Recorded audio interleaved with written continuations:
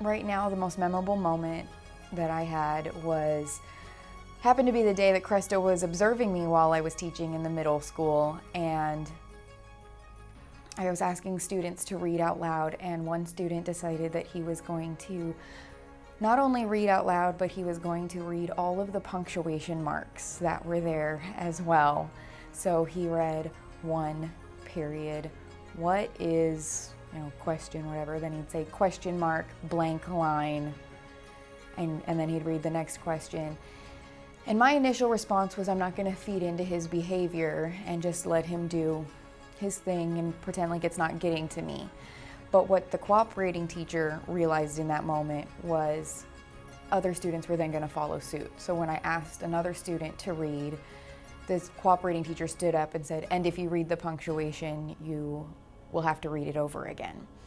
And when we talked about it later, and I talked with Cresta about it, it was more like nipping something in the bud in the beginning. Like, yes, we're not supposed to let them know that they're getting to us, but knowing your students well enough to know that this was going to spiral even worse than where it was at the moment. And in that moment, I realized how important it is to know your students and your classroom, and that classroom management is something that's going to come with experience, and it's not an experience that I have at this moment.